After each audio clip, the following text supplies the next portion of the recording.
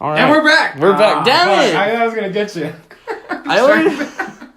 I always say that at the beginning of every episode. All right. Oh, that's true. I noticed you know I would Okay, I'm gonna get you next time. Then. You're gonna get me? All right. He's gonna get me. Yeah. So welcome to episode 6, part redo. Part redo. Yeah, part B. Redux. Yeah. So last week we had 2 special guests. We recorded episode 6. We had a full hour and like 10 minutes. We actually were good on time last time. Yeah, we were. Because the episode was shit. That's why we were Yeah, good on time. it was kind of jumbled everywhere. So we were recording and we had Mrs. Teach and another guest on the show, and my friend Heather. We'll get her back. Yeah. She comes around a lot. And I didn't do anything, but you actually were the name dropper. Well, Mrs. T had called me out as her jerk of the week for not helping around the house that day. And it kind of caught me off guard. So I was a little worked up. I mean, I wasn't really mad. I was just kind of like embarrassed. And like, I didn't have to like. I felt like I was kind of ungrounded for a second, and I dropped said her name. Yeah, you know, and of course, frustration. And you know, we're all about privacy here for the teaches, and so we Yeah. were like, so the whole little blooper snafu was 36 seconds long.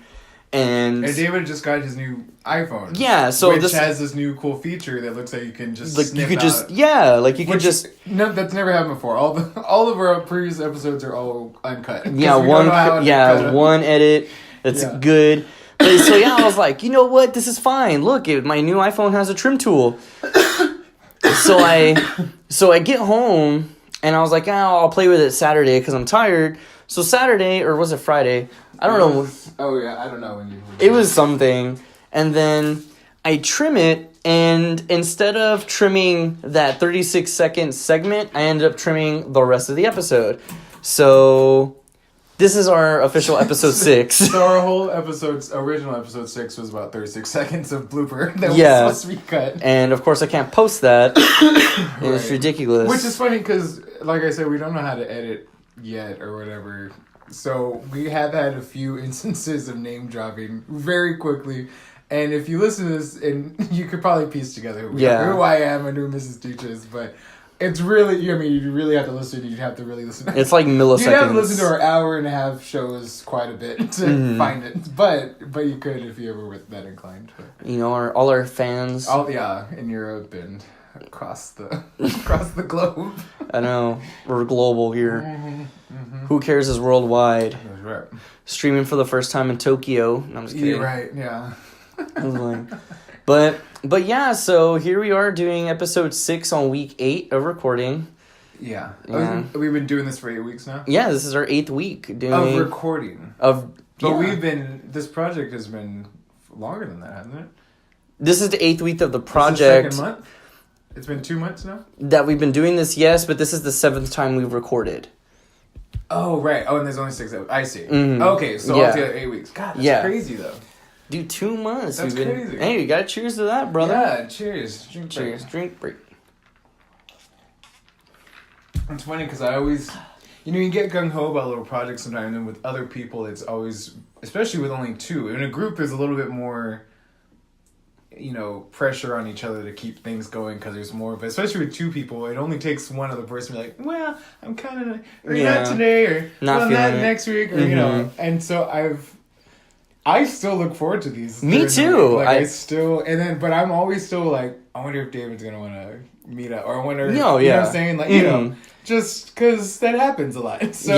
Yeah, like I still feel very bummed that we didn't get to record the day before my birthday.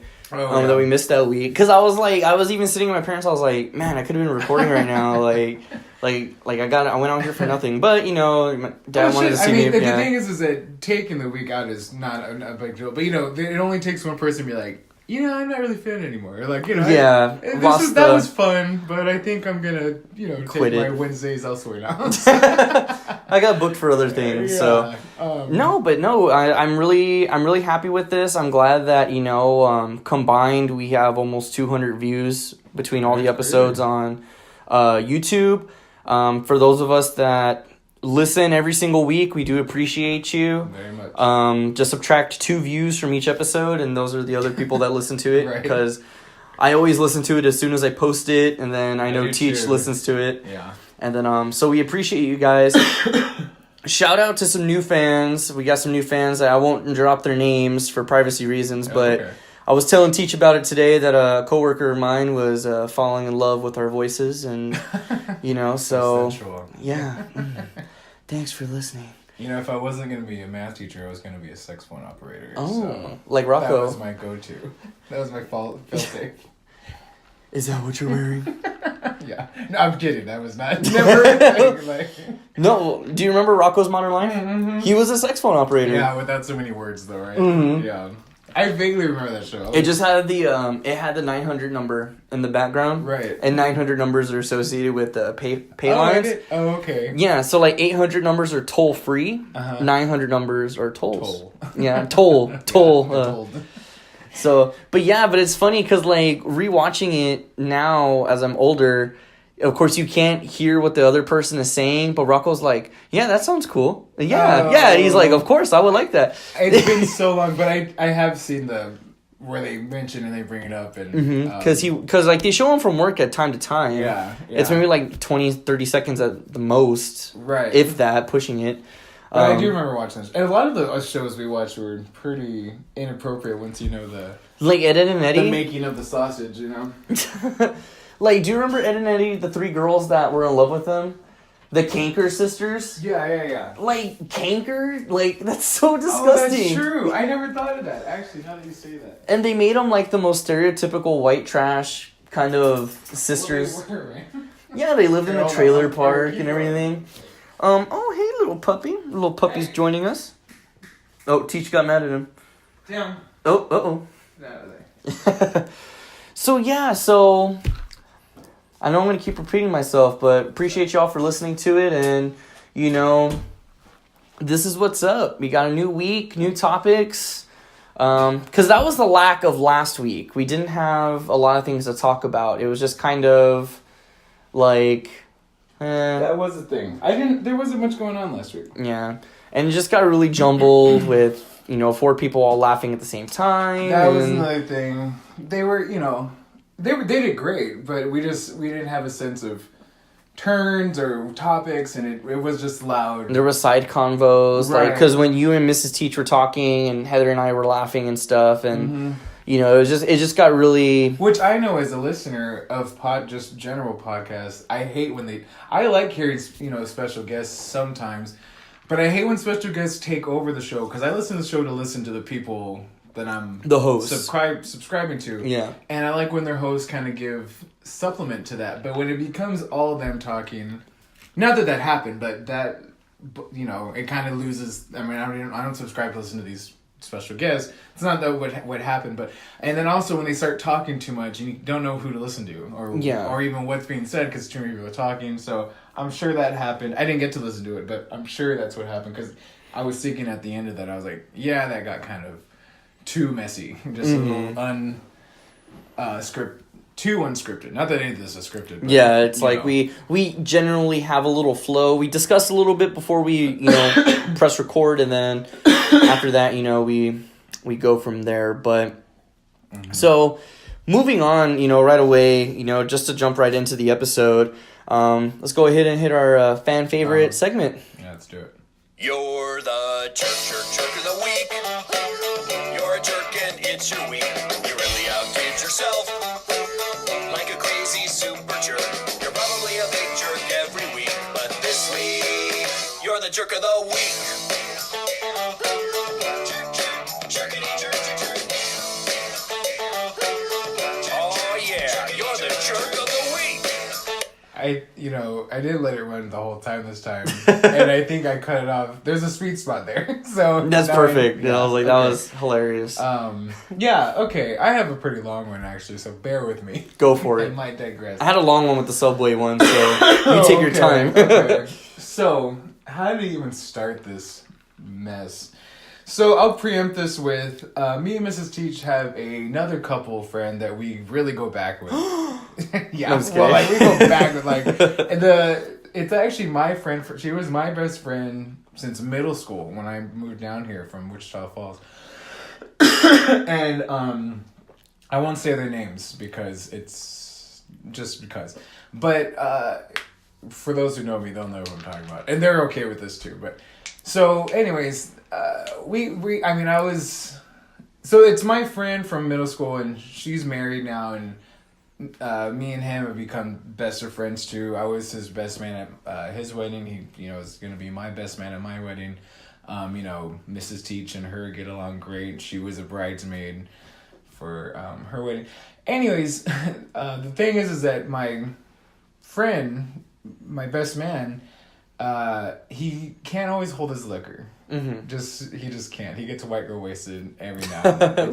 Yeah, he really just does. And this one, a couple weeks ago, or maybe about a month or so ago, we were out day drinking on a Saturday. They had a kid, so we used to do stuff like that a lot. We used to spend every weekend together. And then they had a kid, and obviously, things had to kind of slow down. Well, and then Mrs. Teach had got her teaching job, so things just kind of slowed down. I'm digressing. It's a long story though, but just to preempt of why this is so shitty and why they're such a jerk of the week. Anyways, we're day drinking. It's been a while. I think my best man has not had. He's more of a stoner, really. No, okay. That's really his cup of tea. So drinking, it's always a gate. We don't know where he's gonna land with it.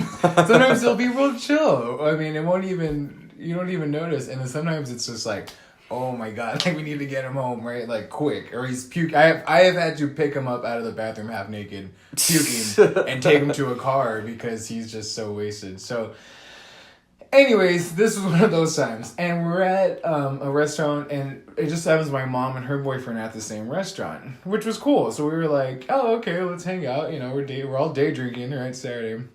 My best man, he is, he's a white boy, and he grew up with two brothers, and he's in the middle. He grew up with an older and a younger, and, they like roughhouse. Like, they're just used to that. And, he thinks of me as like a brother, so he's very comfortable showing affection that way. Mm-hmm. I am not that way at all. I never understood that. I did not grow up roughhousing. I had a sister, was not allowed to do that. You know what I'm saying? Like, yeah. And as an adult, I really don't get it. I mean, I really don't see. There has to be a certain age where you just gotta stop it. I mean, the thing is I've seen him and his brothers as grown-ass guys now act the way he's trying to act. So anyways, he slaps me across the face. Just boom. Open hand? Open-handed, just like, because he wants to, like, play. He's like a little puppy. Like, it's like they want to play, which his brothers, I've seen them do this. But the thing is that I've had this conversation with them before. I'm like, don't do that. I'm not into it. To me, it's just disrespectful. I don't think it's funny. I don't think it's playful. I don't appreciate it. So just stop. And it had been a while. Well, he hasn't drunk in a while. We haven't hung out in a while. It's coming out. Now, and this is in front of my mom, too, which just adds to the level of being pissed off. Yeah. And I'm already drunk, and I had taken a pill. I had taken a muscle relaxer pill for my tooth that my mom actually gave me. And so I'm really feeling uninhibited of stuff to say. So when he does it the first time, I kind of like, and the only reason at that point is that I've had this conversation with him, and I'm kind of just distancing myself from him because I don't want to invite him to do that again. I can tell he's drunk. I know bringing it up is not really going to help at this point. I really am just not giving him any segue to do this again. Yeah. But of course, my friend, his wife, it's like, it looks like you're upset about this because she didn't see it. He's like, you're upset about this. And I was like, okay, well, I am, and this is why. And he went to go get drinks, and it had become this big mess. And then he comes back and does it again because he's drunk, and it's a big deal. And he's trying to play it down by doing it again, right? Where it's like, oh, it was nothing. but it just fuels the whole situation even more. It just Yeah. looks worse. It's it's just bad. I tell him, I get upset. I go, you know what? Y'all just need to go. Y'all need to go. And I look at his wife, and I'm friends with her, older than him. I look at her, go, and they have their baby. I'm like, y'all need to go. Like, he's drunk. We're gonna stay because my mom and I have another drink. Y'all need to go because your husband's acting a fool. And she starts crying and all this, and he's so drunk he's not having it. He keeps telling me like, "You just smash me, just hit me," and he's like, he's off the, he's going crazy, just like. And at that point, I'm like, I don't deal with that. Like, I don't take that at all. So I just, you know what, I'm leaving. Love you, Mom. Destiny. Oh fuck. Sorry, whatever. It's all good. See y'all later. Mrs. Teach won't let me leave. She's all crying. The girls are all crying. And I'm just pissed. I'm just mad. Yeah, this dude slapped you in the face. And he did like 3 times. It ended up the total like 3 times where even, my mom's boyfriend, we're cool with it. He's like, maybe you should just like slap the shit out of him and get it over. I'm like, I don't do that. Like, I'm me. Like, that's just not me. I'm not. Yeah, Teach is not a very physical person. I'm not, and I don't want to hit him. That's my best man. That's one of my best friends.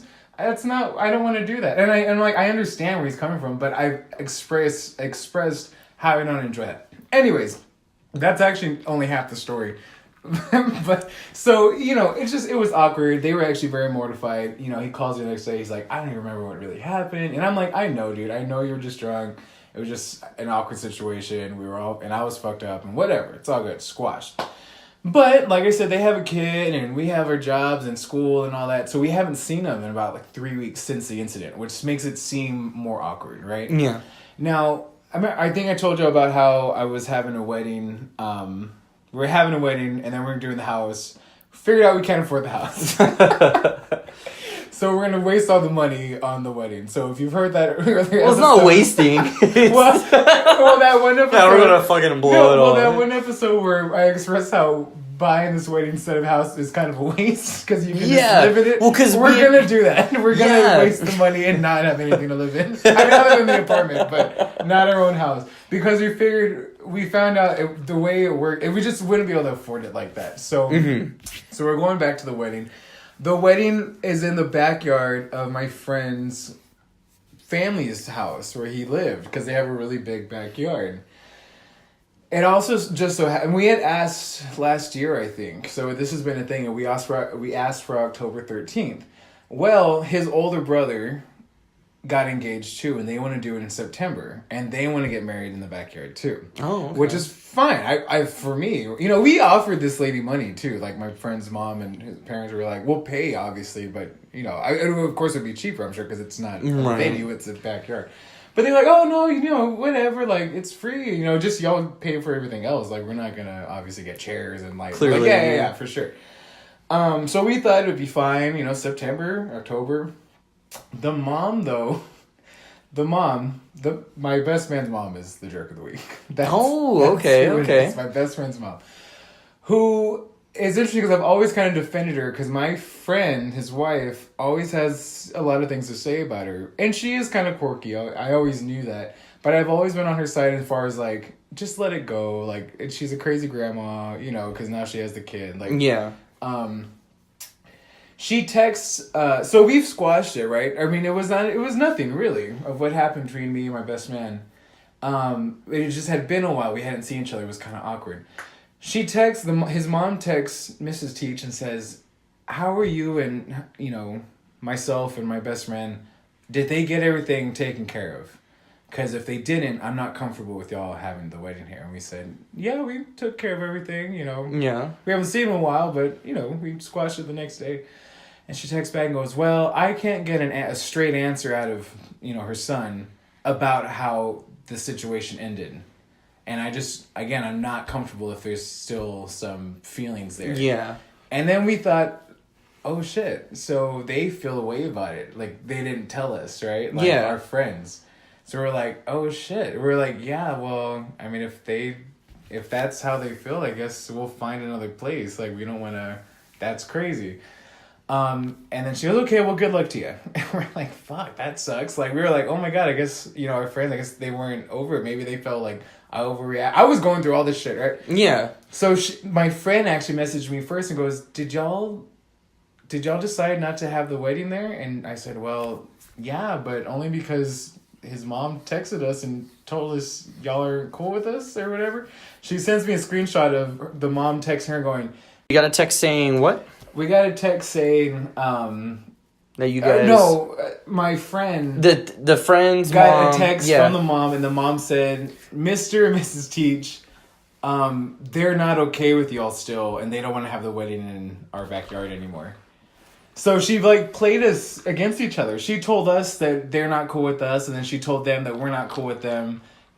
It's because she wants that spot for her son. She wants her son to get married in October. Where her son and his fiance, they don't even want to get. They're like, it's September. We want to get married in September. We're sticking with September. It's never, but she wants it that way. She wants it in October, and she just wants. She didn't. But the thing is, what pisses me off is that if she would just say, I mean, it's her place. If all she had to say was like, hey, I want my son and his fiance to get married in October. Sorry about it. I know I said, but it's my... I'm like, I'd be like, yeah, dude, like, that's your family. This is your house. Like, It's like... no problem. You're doing us a solid. We got to work at kind of y'all's... yeah. We can this and that. Right. Instead, this jerk, fucking... a woman of her age, she's got to be well over 50, is doing some high school shit, telling us that her son and his They're not wife okay with you. Oh, don't not like okay us with you. still anymore or whatever. And then she goes and tells them that we don't like them. Like, it's some fucking phone tag. Like, I can't even believe it. I mean, it's amazing to me that... I can't even believe that. What kind of grown-ass woman... Dude, true. With their kids... With their kids... We're like, we are the closest friends to them. We've been over to their Christmases and Thanksgiving. I mean, I felt kind of part of, like, the family, more or less, That's just insane that she would be like that. So she's another honorary jerk of the week forever because, I mean, that is just, like I said, she could have been like, hey, I can't, she could have even just been like, there's going to be so many people here that I don't know, I'm just uncomfortable with that. I don't think I can let y'all have the wedding here. Like, right. I would have been like, legit, your place, you don't want strangers in it, yeah. That's cool. Move on, we'll still come over. But for her to go through all those channels of using this incident to, like, not make her look like the bad guy, it makes it look like the even worse to make it look like you guys were the ones, or like, never mind, we don't want it there. And then making her son look like he had problems with me, where I'm like his best friend. Like, why would... Yeah, what mother would do that? It's insane. That's insane, bro. So that's the jerk of the week. Yeah, that's a good one. She's a real jerk. So, fuck that lady. Fuck that lady. And, I've never met this lady. I've never met the friends you're referencing, but I hope I never meet this mom. Yeah. And then I was like, I told my friend, because and then every time the dad goes to Korea a lot, and his buddies are Korean businessmen. They don't even speak English. So they're always inviting us because Mrs. Teach can speak Korean. Which is always awkward because then she ends up translating for them, and we're just like their little translator, So I told my friend, I'm like, just by the way, it's like a forever no to any invite they give us because, like, this bitch is crazy. Like, I have nothing to do with her, so. For sure, dude. Yeah. I'm like, man, fuck y'all. Like, man, that's shitty. Well, I'm sorry to hear about that. I hope you guys can find another venue. Yeah, see, Mrs. Teach is all excited because now she's going to get, she's looking at, we already have a freaking tour venue, later on this month. I'm more upset because that was a $5,000 break we were gonna get. You know what I mean? Now it's another $5,000 into the budget that we're gonna have to shell out. So that's what really sucks is the money. So I thought we had it squared away. But we do not. Don't worry about DJs. If you guys get a DJ over a band, and I was like, I got DJ friends, and I'll probably just play for beer. Like, I'll just be like, buy them a case, and for sure you'll be good. Because I know Jay Frenzy. I asked Jay Frenzy to be my best man. And he DJs my parties and stuff. The guy that does our theme song, the What Are Those? Which check him out on SoundCloud and Facebook. Is just Jay Frenzy. And then so I made jokes that I don't like dubstep. Right. So none of that. Right. Well, no, he's the reason he plays a lot of that kind of stuff at my parties is because he knows I like it. Right. A lot of my mutual friends, we like that music. But Well, of course, I just have to give him like a list, right? And he'll just, he has all the setup is really what I pay him for, is setting up and playing music. well, it's like he has his turntable, he has his speakers. He'll probably want to get bigger speakers, like for a wedding. But he's a smart guy. Like, he's a very good DJ and producer. I'm pretty sure he's not going to play, rhythm and like, pretty sure he's going to play danceable hits and stuff. Like I made jokes about him playing, like DJing our wedding, working double duty, best man and DJ. And then, because Leslie made that joke, like, well, not everybody's going to want to headbang. And he goes, I know what to do. Like, he goes, I've been DJing for a while. I know what to do. I'm not dumb. I was like, so I know he won't do that, but I don't know, I was just joking around, not throwing that out there. No, for sure. We'll have to see how this all works out. Because the thing with venues is, like I mentioned before, is that someone their own they give things. and it's kind of like you have to play by their rules now. So, because I did have a DJ, it would have been a very cheap DJ, because again, it would have been just more his equipment that we were using. Because he probably wouldn't even have been up there. He'd been drinking with us and just put a playlist on, it was gonna be like $200. I was gonna throw him like $200 for the night, and I'll and eat and drink for. I was even thinking about the closer. I'm like, I might even just be like, dude, you're gonna eat and drink for free. And he'd probably be like, yeah, dude, dope. Like, right. I just set up. You get a free meal today. Yeah. So. But now things change. I don't know. We'll see what's going on with that. But It'll work out. Yeah, I know you guys will have a beautiful wedding, and hopefully we get invited. And that remains to be seen. But don't fuck up another episode. Yeah, you're right, man. I'm sorry. It's all my fault. Yeah. I'm gonna go home and tell Leslie, babe, sorry, we can't. We're not invited to their wedding because accidentally deleted the episode. I'm more looking forward to inviting my friends, brothers and their girlfriends, and not his mom and dad. Yeah, like your whole family's invited except your mom. Yeah, your dad's like invited, but not your mom. It's like, that is so shitty. Like, I can't imagine anything like that happening to me. Like, but man, well, yeah, that's a good. That was a good. I didn't even know catty bitches like that in high school, and it feels like the cattiest high school kind of drama going on. But that shit is bad. High school is terrible. See, that was a long jerk of the week. We went from it was about 10 minutes long. Oh, well, Sam already spent. I need a smoke break. All right, so teach smoke break. We'll be right back after these recorded messages. And we're back. We're back. We're back. Alrighty. So, Teach had a good smoke break there, and one of these days I'll quit, but just not today. Just not today. So we got the incense burning. It smells funky in here, I swear. It smells good. It smells fine. Now it smells delicious. Yeah. So want to go ahead and move on to the main topic. It seems like these past couple weeks have been a little bit dry, news-wise, I guess you could say. Nothing really huge. But this past week, was it on Sunday or Monday? It was Sunday. Sunday, okay. So this past Sunday, Sutherland Springs. Mm-hmm. Yeah, Sutherland Springs Community Church was viciously... Which, is Sutherland Springs a suburb of San Antonio? Yeah, it's not too far away. Yeah. Seguin PD was on the case, but it's been all over the topic, headlines of all news sources and everything. There was an active shooter, went to a church and, opened fire on, just... people, community members, churchgoers, they were just minding their own business, mm-hmm. Practicing what they practice and, a safe space.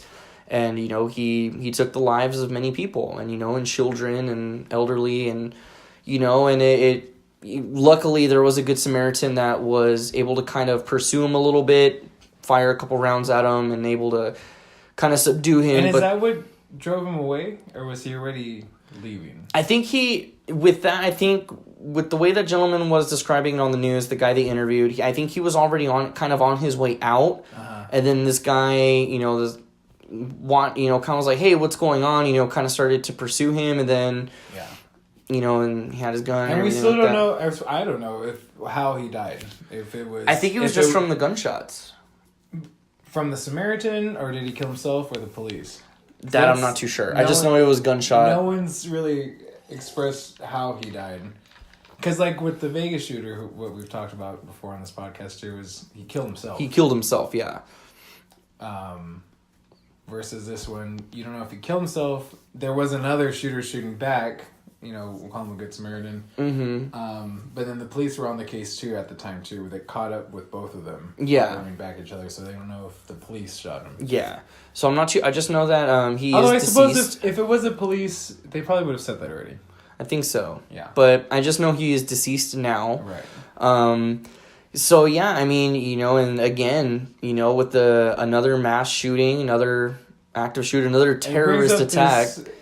What is allowing this to happen? How does this continue to happen? Why is this still a problem? Disconnect in our laws? Is society, government, society, yeah. It's like. And, and again, just like with the Vegas shooting, it's bringing up, and again, Texas, to bring up, as far as Texas goes, Texas has had 2 mass shootings within a month, in Texas Tech. This, college goer, he, was shooting on campus and he killed a police officer. He killed a campus officer. And, again, it brings up the topics of gun control, which we talked about a few episodes ago when the whole Vegas shooting happened. And here we are, a few episodes later, and we're still talking about it, and brings up, I just saw a video today that, Donald Trump, he's over in Asia, on some Asian world tour. We had just side note on that, we had a feedback from a fan that said we talk too much about Trump, or when we talk about Trump, we ramble on a lot. Which I'm glad was brought up because I was just about to go on a rant. Yeah, so we'll try to keep it minimal. But the main part, what really bothered me is that Trump said this isn't a gun issue; it's a mental health issue. Yeah. But it's like, but then at the same time. For the people with mental health, you guys are taking away health care from the mental health is in the administration. The mental health issue in the administration is what's the problem here. I don't know. I just don't know. I don't know. It's terrible. All I know is that you don't see this in the rest of the world. You don't see these mass shootings like in the rest of the world that are not even.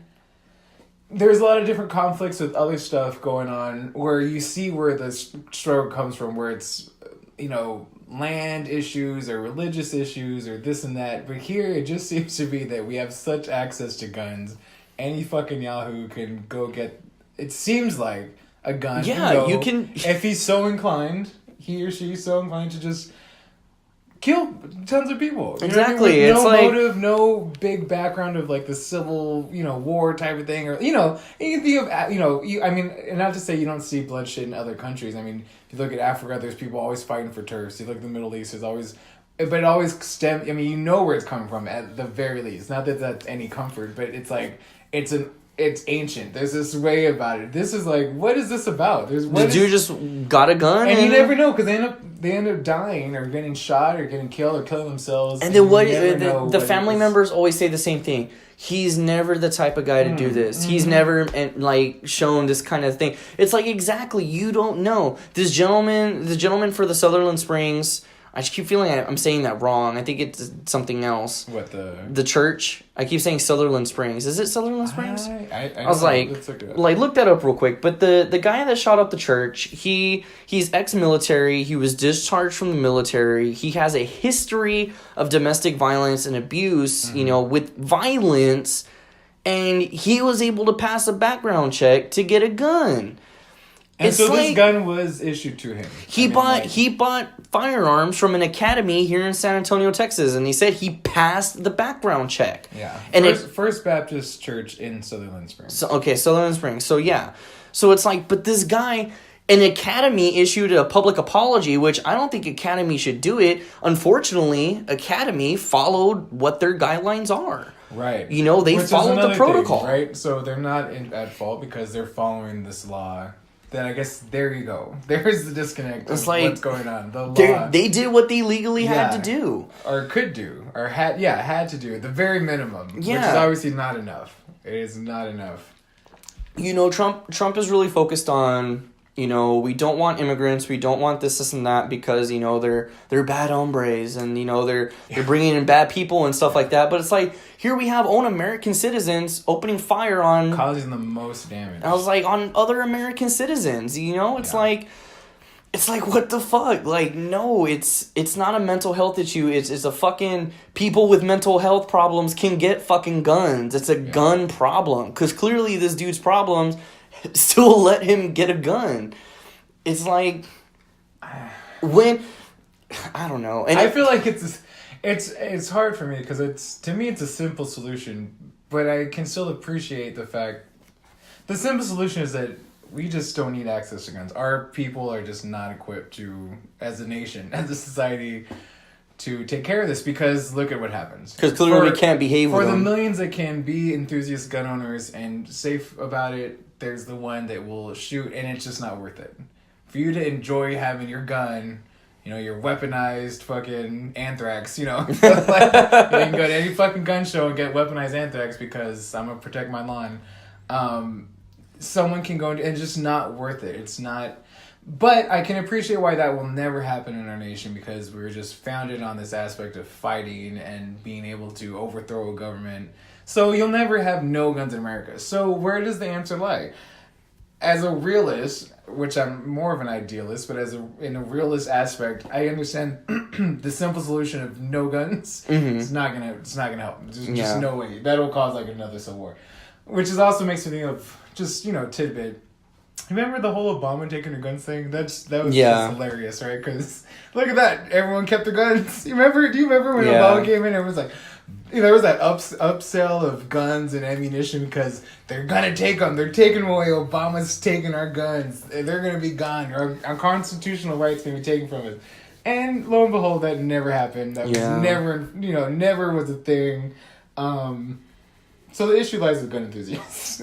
It's insane, man. Like I said, like I've lived in a shady area, you know, and there's been times where I can say I feared for my life if I'm being exaggerating, of course. You know, it's more along the lines I want to protect my assets and stuff, but I went for a baseball bat, not a gun. Mm-hmm. There's been moments and times like that where, like I was telling you earlier, like where, you know, I lived in kind of a shady apartment complex and I'd be sitting in the living room playing Xbox or watching TV and somebody would fuck with my doorknob, like trying to break into my door, you know, break into my apartment. I would yell and so I'd be like, what the fuck? Like, get the fuck out, you know, and go grab the bat. They would run away. And I lived on though that type of criminal was looking for a quick non-violent type of thing. So as soon as there was some aspect of confrontation, they left. Yeah. And so I've been, and you know, in the moments like that, I thought maybe I do need a gun. Maybe this whole protection thing is real. But you know what? Based off of fear. Right, which is exactly what if they have because guns are legal and they could have a gun. Exactly. So it was fear. It was fear invoking in me. It's like, what if a baseball bat couldn't protect me? What if it's something else? So you know, you never know what could be. You know, what if he came in and had all this other stuff, and you know, and I just have a baseball bat and my own two fists. You know, I'm not the biggest guy. You know, I can probably pack a little punch here and there, but. You know, it's like, you never know. So against like a gun, what does that mean? Nothing. Exactly. Yeah. So it's like, you know, in moments like that, that's when I thought maybe I need a gun, you know. But, you know, if you kind of look at it on this way, when you turn, and I worked at Walmart, I worked in cashier where once you turn 16, you can buy an airsoft rifle. You can buy, you know, one of those BB guns and stuff at 16. Yeah. So, you know, that's already, you know, as soon as you know, you're old enough to drive. You know, it's like, okay, you know, I could go start getting prepped for guns and gun safety and stuff, which is the purpose. I've shot BB guns when I was in the Boy Scouts and everything in a controlled environment, you know, but there's BB guns, you know, that look like pistols, and you can buy the BBs that have the sharp ends that are kind of designed to kill small rodents and kind of pests, you know, like around your property, more for like farmers, I guess you could say, for like a raccoon or something. Right. Those things look fucking sharp, and I guarantee you firing like an actual gun, it could pierce somebody's skin and do some damage. Yeah. Like, that, I can kind of be like, okay, a BB gun to give the illusion that, like, I'm packing powerful force. But at the same time, I'm like, most of the time it's just going to collect dust. So I personally wouldn't, I know I wouldn't do it, but I see the whole safety feature of it, like to protect yourself, protect your family and stuff. But it's like, there's other things too you can do. I've had that mentality too at times, or I've had that glimpse of this fear-induced kind of like, maybe I need to get myself a gun too, right? Out of protection. Because you never know. But to be honest, even thinking about it, which might make me sound like a bitch, but the truth, just thinking about it, just even, because then I think of, well, where would I put it? Where would it be? And obviously, if I put it in the closet on the room across from me, it's not going to be helpful. So you gotta keep it in the room. Gotta keep it access. That's the point. It's like, it's kind of anxiety inducing as well, because I'm like, well, what if my dog gets into it, or what if it falls wrong? Like, I'm just like, I would be too anxious to keep a gun in my home, just because I could see everything going wrong that would probably be more likely to happen than me actually having to use it for self-defense. Exactly. So that's why I don't. But obviously not everyone thinks like that. Not that it's a right way of thinking at all, but I can see where someone goes, no, I need... Well, my dad's the one that's like that too, where he has a few guns in his home. And that makes me anxious too, because he has 2 toddlers in the house too. And I always wonder, like, you know, I mean, I don't wonder, but it's just always kind of anxiety-inducing in the sense of what... The bad that could happen in that sense is probably more likely than him actually having to use it against someone. Yeah. You know, breaking in his house. So, I don't know. And see, and my dad is ex-military. I'm pretty sure he's fired, you know, arms in the, you know, training, basic training and stuff. But, like, my dad is kind of different than other veterans, I guess you could say. Because most veterans I know that are older or more conservative, more... Republican type-esque people. My dad, he is a Democrat. He oh, really? Yeah, yeah. Wow.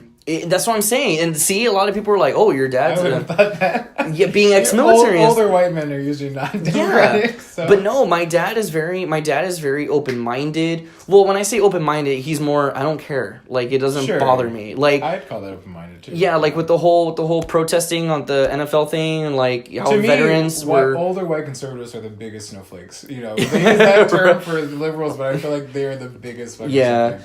So, like, with the whole NFL thing, and, you know, where I work, we got a lot of calls, and, like, that's disrespectful to the flag, and I had a lot of, you know, like, again, like, you know, I have a lot of military family, you know, veterans of my family and stuff. Yeah, this is disrespectful to our country. I served for, you know, this, and that. I asked my dad about it, because I was curious, like, I don't give a fuck. Like, I don't even watch it. Like, like, you know, when the national anthem's playing, that's when I'm going to the bathroom, or when he's like, that's when he goes, unless I'm at the game, I'll stand and put my hand over my chest and stuff. He goes, but when I'm at home, I'm in my fucking underwear. I don't care. Like, that, my dad's like that. About that too. We did, and not to rehash, you know, old topics. No, and I was just gonna say, like, you know, I don't know, if I stand and if I'm wearing, I used to wear hats, I have long hair now, so I don't wear hats. Just like that? I used to take my hat off. I never really did the whole hand over the heart thing, but I would take my hat off. But, like, if I saw the kid or the person next to me sitting down, I don't think I ever really noticed him. Like, it wouldn't... I wouldn't do anything. It wouldn't impact... Yeah. You motherfucker! Yeah, I would never have this inclination of, like, look at this disrespectful piece of shit. Like, I don't know. That's just... Like, I'm standing because it's my right to stand, and... I'm choosing to stand. Like, I don't notice anyone else not standing. I don't know. But, like, with that... And so, yeah, like, my dad, you know, like, he doesn't own a gun. He's never owned a gun. While, you know, still to this day, he doesn't own one that I'm aware of. Unless he had some secret one hidden so well that we never knew about it. But in the headboard. You have no idea. He just taps it. It just falls down. Yeah. Like in Hot Fuzz when they had all the guns everywhere? Yeah, exactly. So it's like, but when I was in the Boy Scouts, you know, we were doing the BB guns, you know, he kind of helped me, you know, like, hey, hold it like this, don't, you know. He knows gun safety. He knows his way around a gun without owning one. Yeah, so it's like, you know, and that's him. And then, you know, then we have Leslie's father who lives on a more... I don't want to say ghetto because they have a very nice house, but they live on kind of that stereotypical bad lower side of income, town. Yeah. So the first day I ever went over to Leslie's parents' house, Southwest, right? Yeah, but I used to live over there. My grandma lives over there. Like, I was, you know, it's not something I'm not used to. But the first time I went to Leslie's parents' house, when I met her family for the first time, when I walked inside the door. Her dad was pointing a gun at the door to kind of give that intimidating... To you? Yeah. Like, oh, sorry, I thought you were an intruder. And I was like, oh, okay, what kind of gun is that? Because, like, when I worked in receiving, we would get guns. So, you know, but, like, it didn't bother me. Like, I wasn't intimidated by it. I was just like, oh, you know. But Leslie's dad has several guns. And I know what the type of area that he lives in and their house to get broken into... and he does live around a lot of gang activity out there, and he has several kids. You know, Leslie's out of the house now, but he still has, you know, Leslie's. Wait, so it was a real gun? It's a real gun. That he was pointing at you? He has several guns in the house. But when you walked into me... Yeah, he had a loaded gun pointed at me. Yeah, Leslie is from the South Side. And I was like, yeah, so it's like, it didn't faze me at all, but... Tidbit, way off subject, just real quick. My cousin, who grew up, she went to South San... Well, she ended up going to private school, but South San area... Because Leslie went to Southwest, right? Yeah. Her boyfriend now, Mrs. Teach, was Facebook stalking him. I don't know why, but was. And she goes, you know who he has mutual friends with? Leslie. So I guess they went to Southwest together. So I want to talk to Leslie about that, because I met the guy and he's a nice guy, but he seems kind of no, he doesn't seem shady. I won't say that, but just a tidbit. I wanted to tell Leslie I know. I can't even think of his name because I've only met him a couple times, but he's dating my cousin. So right, yeah, and so you know, like yeah, that's cool. With sorry that no, you're. I don't know why that prompted this side of town. But. Hey, that's what happens. Who cares, Yeah, man? Who cares? So, but yeah, so it's like, but he has several guns, and I know his sole purpose of having guns is for protection of his family, because, like I said, their house got broken into, and you know there was a lot of shady things with that. So and you know, and I know something like that can probably rattle a man to their core. Luckily, I've personally never had my own home broken into, since I've moved out and everything. So I can definitely see that aspect of him, and you know, and he's an old school father protecting his daughters, and you know, this and that, and he has two. Well, you know. and I'm of that.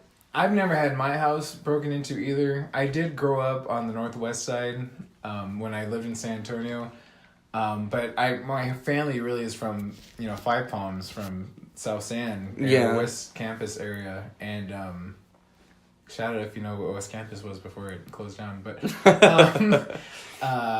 My cousin, not the one that's dating the guy, but her brother actually, he was a big gamer. He had like a GameCube, and he had whatever at the time was. This was back when GameCube, I guess, was the newest Nintendo game system, and like a DS and all that. He was doing this Nintendo. Anyways, he had his door kicked in one day when his mom was at work and he was at school. Everyone was out of the house, and the door got kicked. They just kicked the motherfucker in, and this was on Apple Street and Five Palms, if some people might know where that is. They just kicked it. I mean, they just kicked it in. They literally and no one's around, and no one gives a shit, because that happens every day. And they stole everything. I mean, fucking everything. See, when and trashed the place, and so that's what they did. Yeah. Cousin, so I know how that is. Exactly. Again, that fear-inducing thing, though, I don't know if that's legit. If that, but to kind of circle back to the whole topic on guns, if people are only concerned about getting guns off fear impulses, it's like, then why? If that's really what your main purpose is for self-defense and stuff, then yes, we need background checks. We need that doesn't pinpoint together. But anyway, we need better background checks for guns. That's what it boils down to. We need a more stringent. We need something that says, is flat out, again, I'm not a politician. I don't have any fancy degrees and those kind of topics and stuff. Guns, yeah, that's in the Constitution. We have the right to bear arms. Okay, yeah, cool. But that was back in crazy days with the British, and pillaging and this and that, and a very left viewpoint of that is, and I'm sure you've seen it on Facebook, the commercial where a guy goes in to shoot up a office or whatever, but he has a musket, so he shoots off the musket, misses. Everyone starts running, then he goes and starts putting the gunpowder and having to, and then it ends with like. Those laws were back when this type of machinery was used. Right. Things are not the same. That same law is still in effect for these weapons that you can... video game type guns. That's a very leftist, viewpoint of that, which kind of holds true. But at the same time, more on the right, I have another friend who, he's a cop or police officer. I think they don't like to be called cops. They're police officers. Where does cop come from? I wonder if it's in there. Anyways, police officer. I've always... My friend, my best it's the cops. My best friend's wife, or my best friend really from middle school. Her dad. It's her dad that I always had to call him police. Her mom told me when I first met. They were like, "Don't call him a cop. He's a police officer. He hates when people call him a cop." Anyways, my friend is a police officer now, and I've seen him on Facebook, and he's made the point where people go, "Well, okay, guns, sure, but assault rifles are like these."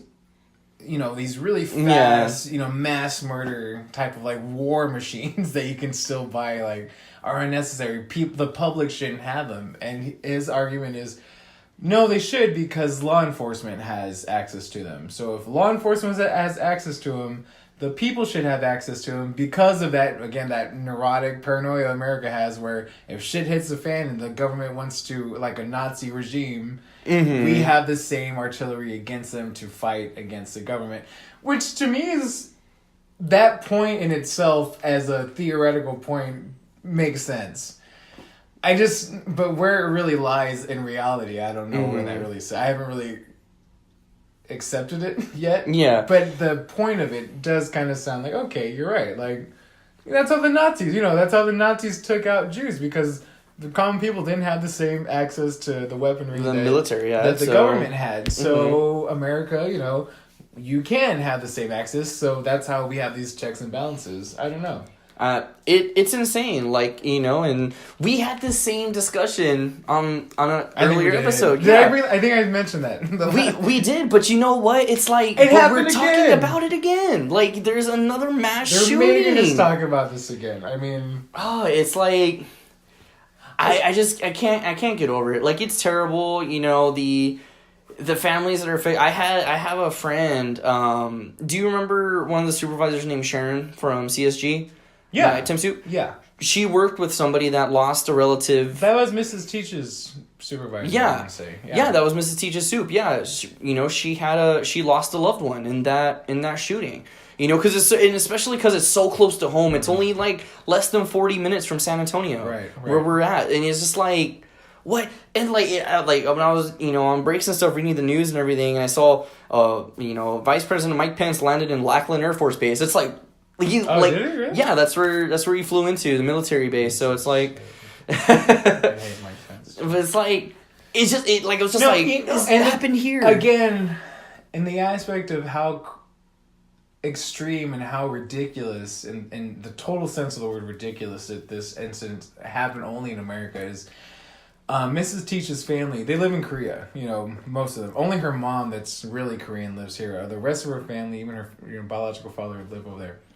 Every time something happens in America, they always call and like, oh. Because, again, it's a hard concept for them, because Korea is smaller than Texas. Mm-hmm. So when they hear something in America, they equate it to America being the size of Korea. If anything happens, it's gonna affect you in some way. You know what I mean? In reality, if something happens, like when Florida had the hurricane, they called and were like, we got nothing of that because it's in Florida. Right. But they're still checking. Like, it's still... Like... Well, what I'm saying is, like, so, like, for them, they have no clue. Like, they hear something in Florida. They heard... When the Houston flooding happened, they called me, like, that's Texas, right? And we're like, wait, even then, it's still really far. We kind of had, HEBs closed down, pretty much, and gassed it. But we really didn't get any water. Because, we're still so spread out. This one really did happen, and that really, because the ones that, they don't know what San Antonio and Texas are, but one of them does, and they were like, I saw San Antonio, and they were like, and what was crazy to me was that within not even a day, like, it was already national news. Yeah. Texas shooting was national news. Or international in this case. International, I'm sorry. Yeah, international news. In world, well, either way, news. National, international, international, it wasn't, not just national, because the nation didn't know, but international. It went across borders because that doesn't happen. You know what I'm saying? Like, that type of massacre doesn't happen. That's so why regularly. I feel this country, like, it's very specific to us. It's a big problem for us. I really feel like, you see the jokes, in the memes and stuff, we're the laughing stock of the country, laughing stock of the world. This country is, Right. I honestly feel that way, and I feel it didn't help our case when we elected a fucking celebrity as president. It's like if you were a Trump supporter, you have to look at shit now and be like, damn it, what did we do? Like, I know, like, Trump's approval ratings are plummeting. Like, plummeting. I don't see it. I mean, the people that I know in my bubble, they, you know, his press release or whatever, where it's not a gun issue, it's a mental issue. Hoorah, right? They loved that. Yeah, that's right. Don't look at the guns. Don't look at my guns. Thank you, Mr. President, for not doing a gun thing about it. Let's deflect the situation. Yes, sir. And then he said, what did he say? Thank goodness there was a the Samaritan gun shooting back in the right direction. You know, more aggression, more. And they're like, yeah, God, he's an idiot, but he says what I think. You know, Yeah. like, I literally. I had friends that voted for him just because of the whole grab him by the pussy thing. And, like, when he won... They liked that? They thought that was awesome. And then when he won, I had a friend... Person. What kind of person like that? And then when he won... Most of them were embarrassed by that, at least. Not these people. And then when he won, one of them even posted on Facebook, I'm going to start grabbing people by the pussy because that's what my president does. And I'm like... I saw that as jokes for my... Wow. No, I saw this as like... They were serious. Yeah, that's and I'm like... insane. That's rape, so... That is insane. Let's not get on the Trump wagon because I can go... Yeah, let's like, okay. Night. I really could. We've already spent about 15 minutes talking about it now. We're doing an hour and a half show, though. Okay. But it's like... To kind of wrap it up, because we can only say so much without repeating ourselves. Yeah, that's true. So if any mass shooting happens anymore, just reference these episodes, and we'll put links for it. And because it's just terrible. So this is personal, and this is go for it. This doesn't really have anything to do with guns or. I was actually at a retreat this weekend, for my religious retreat, a Buddhist retreat.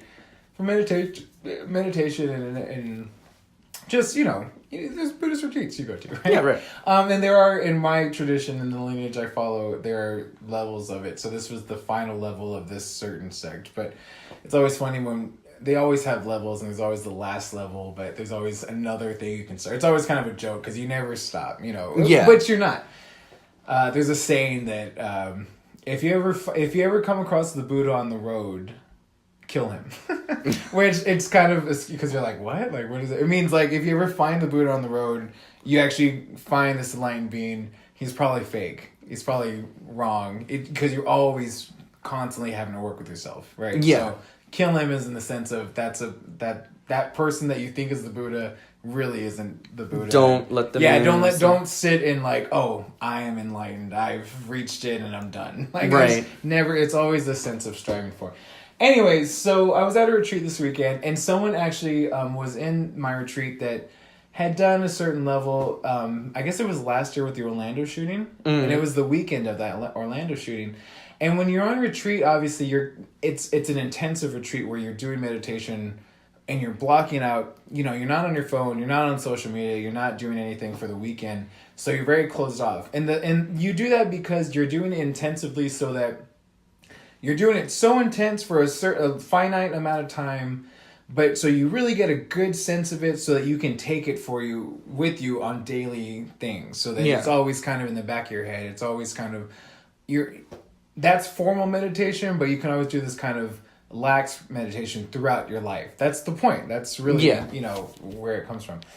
Obviously, so if you're sitting though on a cushion for a weekend, and our tradition is always about basic goodness in a society. Like, every person's basically good. Society's basically good. We all have this good. Everything that's bad is these layers on top. So people that are murderers and rapists or whatever, they're just really far from their basic goodness.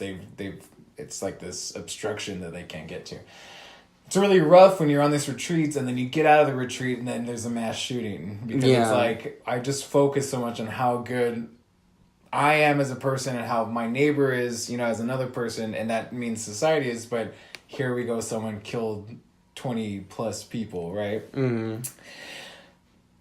Not to say it helped, but it is kind of like, I don't know, a reflection of trying to still stick with your piece of goodness and trying to think of people as good, but having to deal with real world shit. Yeah. Ideally, we want to say that everyone's good, but realistically, they're not going to act that way.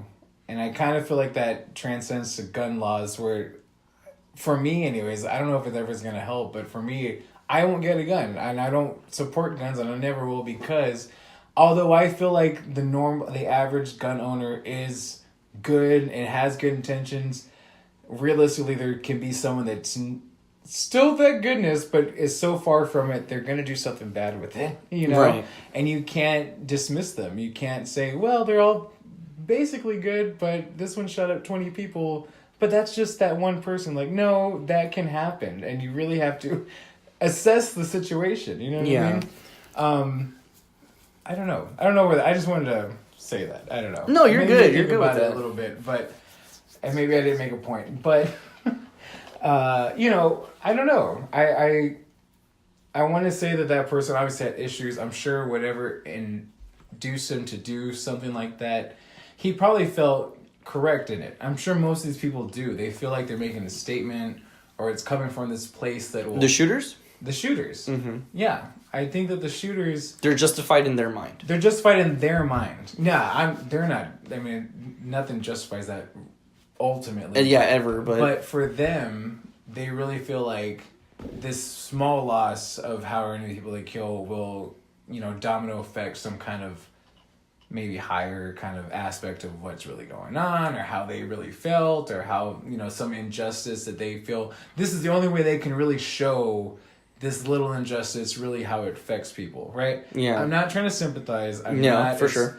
Nothing like that. Only in the aspect that we're trying to see where it's coming from and why they did it. Because we never get to find out either. It's either they don't talk, they die, they kill themselves, or they get killed in the line of fire. You have to speculate, and that's what and we all do, and maybe no one wants to say it or whatever.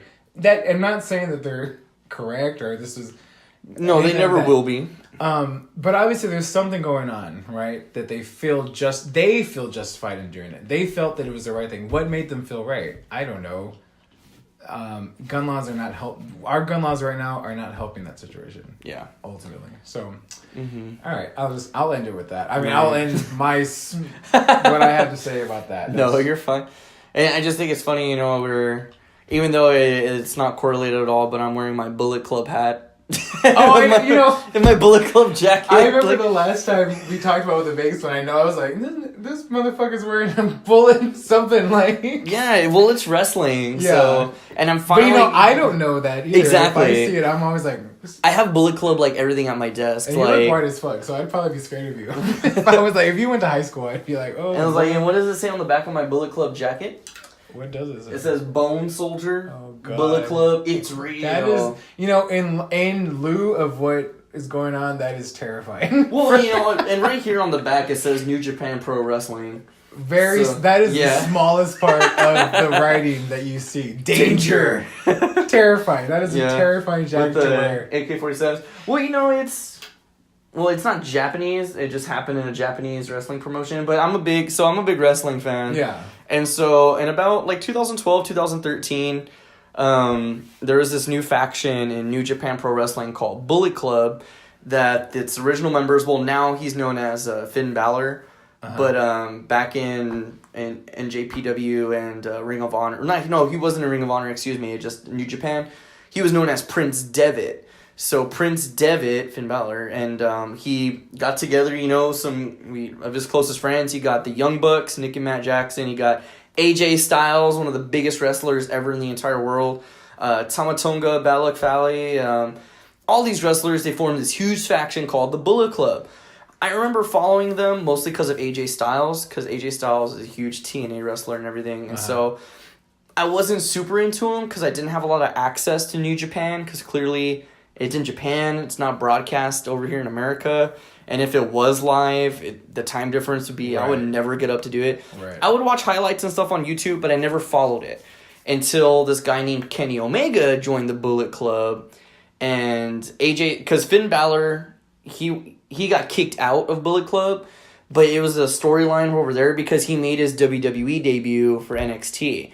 But he kept the hand symbol, the too sweet. He kind of kept a lot of that aspect of it by calling his group of fans Balor Club with WWE, kind of on a play on the Bullet Club. Because WWE, the only wrestling that exists to WWE is WWE. Uh-huh. They don't acknowledge Oh, okay. outside, so it's like, oh, like when AJ Styles made his WWE debut, oh my God, who is this? It's AJ Styles. They're like, what? Which AJ Styles, which he was huge in TNA, huge in New Japan, Ring of Honor, but they're all playing dumb. So is New Japan like a legit wrestling? Yeah, it's Okay. huge, bro. Like it's I don't know why. huge. I only think when you said Japanese wrestling, I think of that video I saw where they kept kissing each other, and like every time they kiss each other, just like like threw each other on, like it was such a big hit, and then like they had to muster up the strength to kiss them back, and like they'd be like, Yeah. fuck. Like, New Japan gets really silly too. was that New Japan? Yeah. Oh, it was. Yeah, it's New Japan. It gets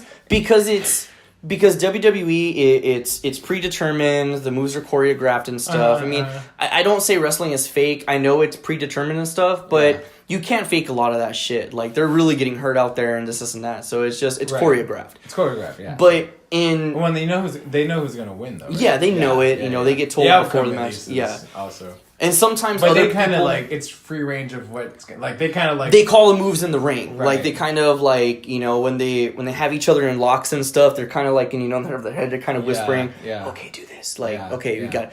So, but with independent, which I don't consider New Japan independent, but independent leagues, it's not televised, it's not anything. It's kind of go out there and have fun, make the best of it.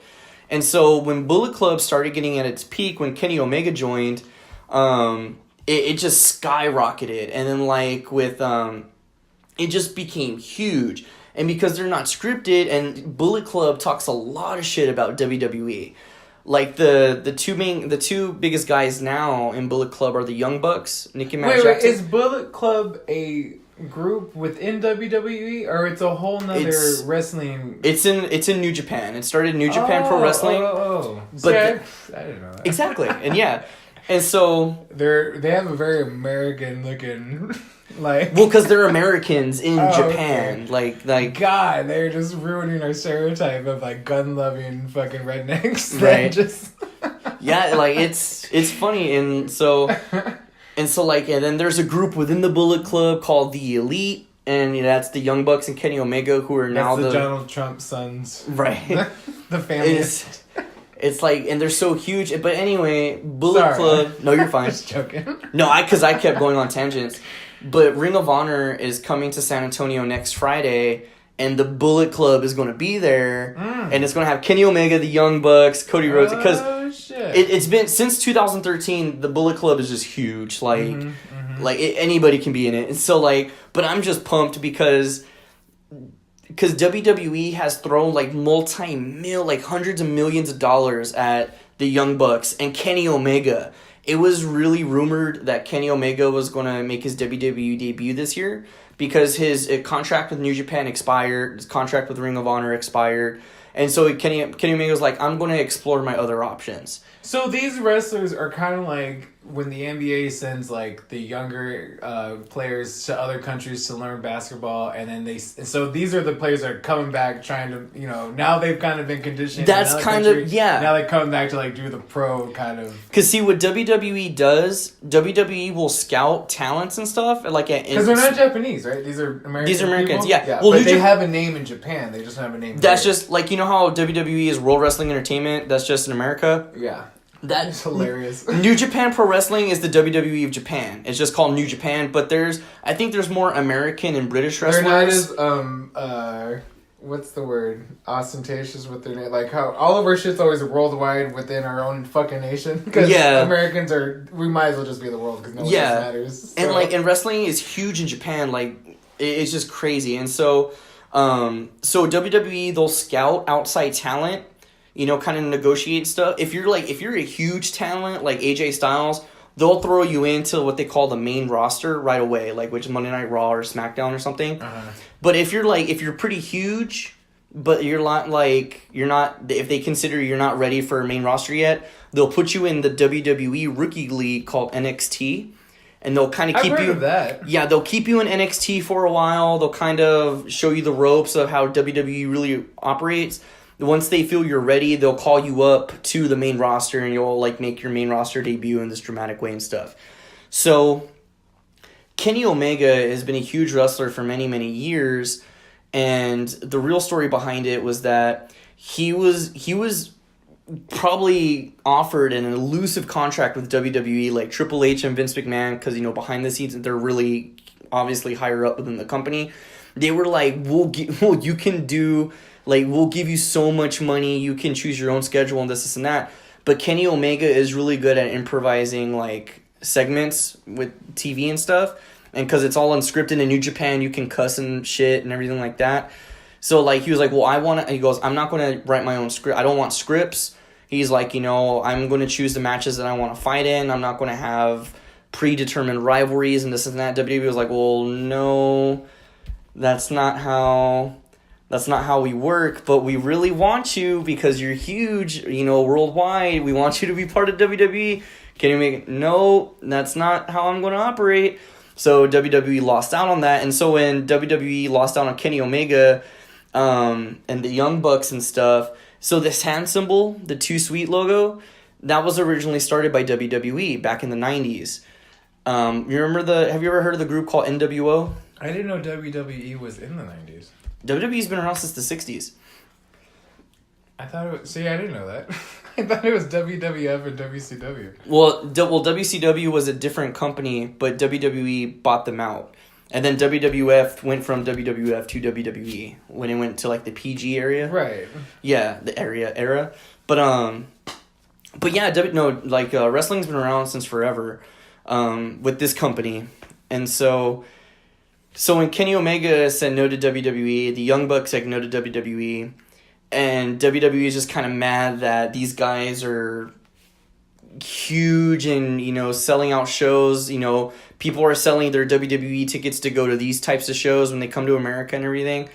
So it's kind of like, so the Too Sweet hand logo, that was the kind of the Bullet Club staple. Like, you know, well, WWE doesn't use it anymore, we'll just use it. And so, but they ordered cease and desist on Bullet Club for using it. And then it's funny because then the Young Bucks, they turned it around to make T-shirts of it. So now they have T-shirts that say cease and desist and has them with the hand logo with little sensors over it. And so it's like, and then that's like the number one selling wrestling T-shirt in the world right now. So it's like WWE's like, shit. So Ring of Honor is going to be in San Antonio next Friday, which this was announced months and months and months ago. Well, WWE is going to be in Texas next weekend for Survivor Series, one of the biggest pay-per-views of the year. So when they heard Ring of Honor had a show in San Antonio, they were like, oh, we'll have an NXT show in San Antonio that same day. So tickets started kind of selling good for WWE. Ring of Honor, how can we get people to come to our show? We know, we'll put the Bullet Club in San Antonio. Ticket sales started going up for Ring of Honor. WWE, well, let's have Adam Cole be the main event. Adam Cole used to be in Bullet Club, but he agreed to a deal with the NXT Rookie League. So then, okay, tickets started going for WWE. So then Ring of Honor was like, shit, what are we going to do? And then, like, before they could think of anything, okay, we're going to get Shawn Michaels to be the ring, you know, the referee for the WWE show. So then WWE or Ring of Honor is now like, okay, we know what we'll do. Not only will we bring the Bullet Club, like kind of the Young Bucks and a couple other smaller people, we're going to bring Kenny Omega, we're going to bring, you know, Cody Rhodes and like all these other huge names. Like WWE's kind of, oh shit. And then so just yesterday it was announced that the guy that plays the Green Arrow from that show, Stephen Amell, he's going to be at Ring of Honor San Antonio. Oh shit. So it's like, what? So Ring of Honor is now sold out. The ticket sales for WWE for that day plummeted, and people started reselling their tickets to try to get tickets to Ring of Honor. So WWE lost out on... I had no idea it went so deep. Dude, it's insane. Like, it's... No idea. Because I'm a huge wrestling fan, not just of WWE. Yeah, no kidding. Like, and I hate WWE, but I still watch it because it's just so repetitive and it's just so cheesy. Yeah, but I'm like... Yeah, I watch it, and so like that's why I'm always decked out and. Which again is very terrifying for yeah, because that looks very Arsenal and very. Like you saw on my computer, the background on my computer is Bullet Club, the logo at my work computer. I've seen that around now too, though. I've seen people wear Bullet Club, like logos and stuff, and I never got. I was like Bullet Club. Okay, it's like, for life. NRA, like what is right? No, man, it's just. It's really lame. That's all I can say. It's dope. I love the passion for it. I can really feel it. I can like bite into the passion. It's so. Oh, I love it, bro. And I could go on. And like it's sort of like I'm so glad Leslie got into it because Leslie's the one that actually bought the tickets for Ring of Honor, which I'm glad she did because the day she bought them was on my birthday, like on my actual birthday. And they didn't announce the Bullet Club stuff until like 2 or 3 days later, which I was like, oh, I'm so glad you bought the tickets because we were not going to have a chance to go. And I was like, oh, Jesus Christ, I'm so happy. Like, oh my God.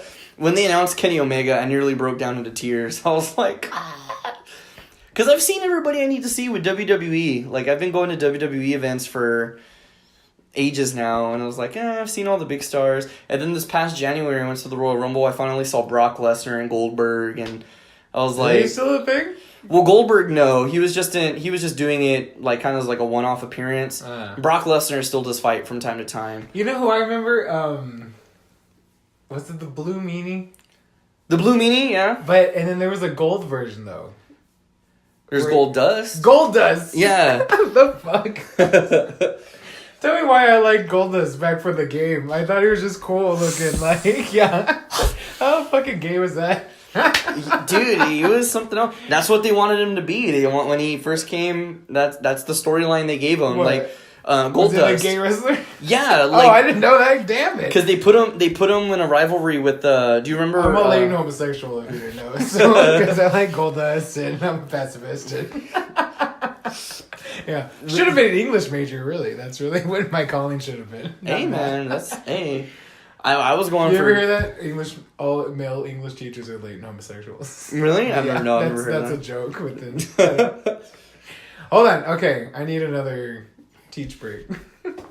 No problem. We're gonna make this a long one because we skipped last week, so it's gonna be a long We gotta tell, yeah. So we're gonna go do a smoke break part 2. Part 2. To be continued. And we're back.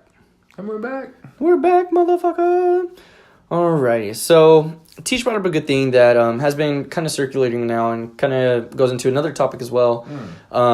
So to get into another big topic that's actually been circulating in the news for quite some time now is the whole Hollywood and sexual assault accusations and everything like that. And most shocking recent one is the actor Kevin Spacey for such classics as American Beauty and Seven and Pay It Forward and House of Cards, huge Netflix show.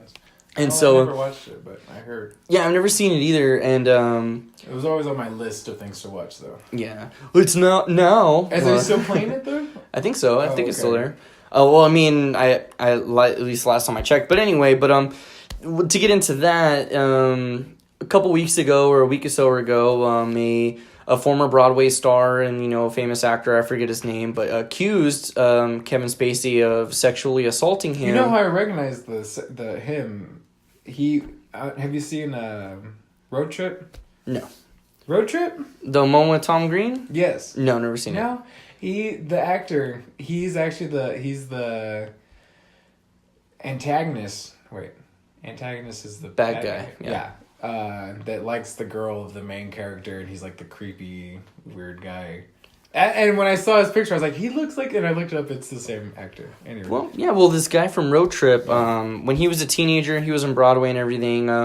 Apparently there was a party where Kevin Spacey was inebriated And this actor was 14 at the time. Yeah, and Kevin Spacey sexually assaulted him, asking him for sexual favors and this and that. And, this guy brought out because, and a lot of actors are getting a lot, standing up for themselves, the hashtag Me Too, due to the Harvey Weinstein accusations. And, that Harvey Weinstein, to pressure girls, if you want to make it big in Hollywood, you have to do this, this, and this. Sexually assaulted a lot of powerful women, and even people that didn't make it in the industry, were sexually assaulted, and it's really empowering a lot of people to stand up. Like I was sexually abused too. I shouldn't be quiet about it, and this and that. And so this actor, did you pull up his name or did it? I looked up Kevin Spacey. I figured, all the controversy stuff has come up, but the person's name, the accuser's name. I guess I can put accuser. So this person, didn't want to remain silent too, and accused Kevin Spacey as well, bringing up, tales of, this and, but Kevin Spacey, he released a statement saying that he was inebriated, he was heavily under the influence. He also said that he doesn't remember. And that he doesn't remember. Anthony Rapp. Okay. And I guess he's in Star Trek too. Oh. The new Star Trek. Discovery. Star Trek. And then and then he was saying, he apologizes for his behavior and that he's been dealing with a lot of stuff, and Kevin Spacey took that opportunity to come out as a homosexual and to say that he is a gay man. And that got a lot of slack too. So I guess Kevin Spacey was trying to make it as a big reveal, but it just kind of made it a shitty way to avoid the sexual assault accusation. Which it does kind of seem that way. Yeah, and I was like, oh dang, Kevin Spacey's gay, but at the same time I'm like, but wait, what? Like, why is he bringing that up now? Like, it's like, bro, you are accused of sexually assaulting a 14-year-old back in the day. Like, that's not cool. Yeah. And then and now recently too, Charlie Sheen has been accused of sexually assaulting Corey Haim. Have you seen that too? You saw that? I saw a headline, but I didn't read the full story. Yeah. But I know that Corey Feldman was really close with Corey Haim, and Corey Feldman has come out, which is why they say his career. He's been here for a while now. What? Wait, what? What'd you say? Oh, the older one. What? Not Corey Feldman. Corey Feldman. He has for a while been coming out with this pedophilia in Hollywood, and that's why he's been trying to bring that more. And he was blacklisted. To the surface. That's why Corey Feldman's not in a lot of things, because when he was a young child, he was a hot child. Not this sense. Not for nothing, but before this though, it was my understanding was that he was blacklisted because of his drug use. He always he was a big drug user, and because he would call people out because he was put on drugs by the people that were abusing him and stuff. But at the time, it always was that he was a big drug user, and that's why he didn't get anything. Now it's like, well, it wasn't. He was kind of led into that lifestyle. Because and so they're like, oh, he's accusing us of pedophilia. Well, he's a drug user, so you shouldn't believe him. You should discredit it. And that's why he was blacklisted, because he was accusing them of what they were doing, and then they used the whole drug use as he's making it up. And that's why Corey Feldman can only get movies and roles like Lost Boy Reprisals, if you've ever seen The Lost Boys, the old 80s vampire movie. That was a big one, wasn't it? Wasn't that a good one for him, Lost Boy? Yeah. And that's what I'm saying. But that was his last one. That was his last hurrah, really. But anytime they make stupid sequels or spin-offs of it, he's always reprising his childhood role, and it's like these are straight to DVD movies and they're lame. Right. But after all these, new things are coming out about Harvey Weinstein, Corey Feldman's kind of like, I told you so, and now they're bringing up, because Corey Haim has passed away. He passed away, when I think before I was even born, but but it's like, and it's like, and Charlie Sheen's being accused of sexually assaulting Corey Haim. That one is Kevin Spacey was shocking too, but at the same time, the type of person Kevin Spacey is, he's not the type of actor that you saw with a bunch of, I don't think he's married, right? He was never married. It's like, so like Kevin Spacey, you don't think of him as like, I don't know. I don't think he's married, and I don't think he, you don't see him with all these like, Charlie Sheen. That was weird because Charlie Sheen is like known for like, he's a coonhound, like, you know what I mean? Like he is a womanizer even, like he on the very opposite, he's I don't know, for him to sexually assault a little boy, it just doesn't make sense to me. I mean, I guess if you get into it, it can. Maybe that's why he's such a womanizer, because he's like a latent homosexual and he goes way opposite to try to hide the fact. Right. I guess. I don't know. That one, the thing is that now it's thrown out there. Someone's accusing him of this, and it's like, I'm pretty sure that's going to be his. Now that is a black mark. And it reminds me of, I don't know why, it just makes me think of like the Red Scare of like the comedy kind of, you call someone out on it, that's it. If they call you out, you're done. That's it.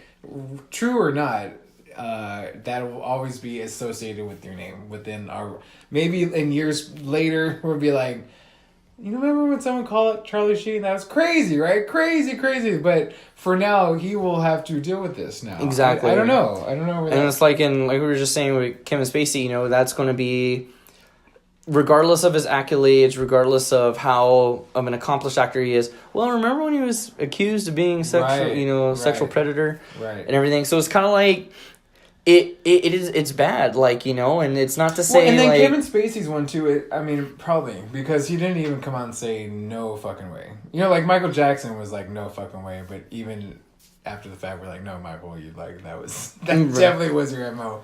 But I don't know. Kevin Spacey did this kind of like, well, I am gay. Pretty much, he was like, well, I am gay, and I did drink a lot back then, so probably, like, it probably I don't happened. Remember, but sorry about it. Like, okay, Kevin Spacey, fuck. Boo. Like, yeah, like, that's it, you're done. At least you tried, like. Yeah, barely. Charlie Sheen, I don't know where that's gonna go. I'm interested in seeing. Mm-hmm. And that one just kind of was breaking, like, today or yesterday or something. I just saw it today. Yeah, I think I saw it today too. Yeah. But so more to developing stories here on Who Cares.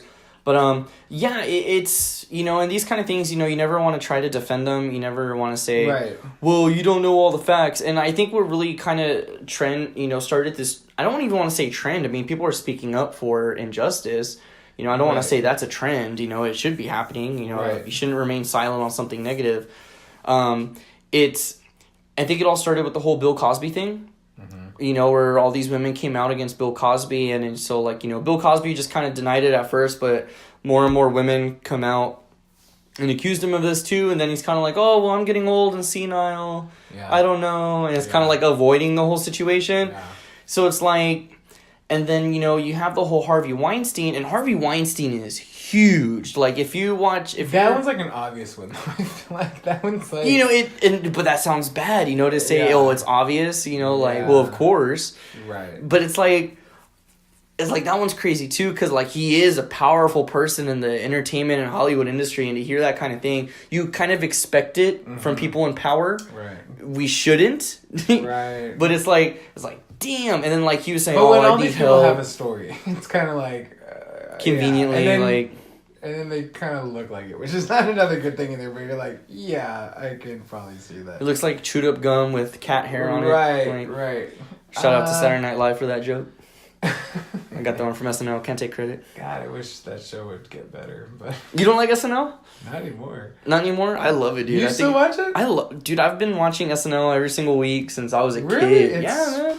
I've tried watching newer episodes, and God, they're just so dry. It's like watching British humor or something. Like, they're so not funny.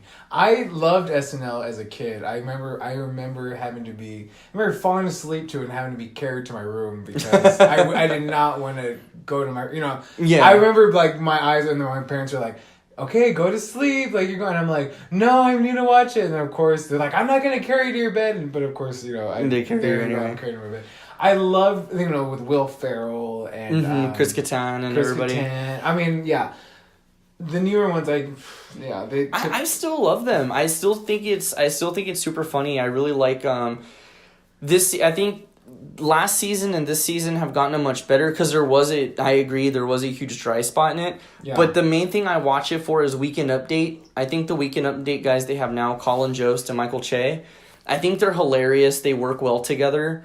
I don't like their skits. See, you don't like them? The Weekend Update? I'm trying to think of because they don't do those two guys. They don't do a lot of other sketches. I grew up with Tina Fey and Jimmy Fallon. Yes, me too. And that was like for me the best. Golden age. Yeah, which for someone in the 70s would probably disagree with me, but to me, Jimmy Fallon and Tina Fey were. That's when I started watching. That was when it was perfect. And then even Tina Fey and Amy Poehler.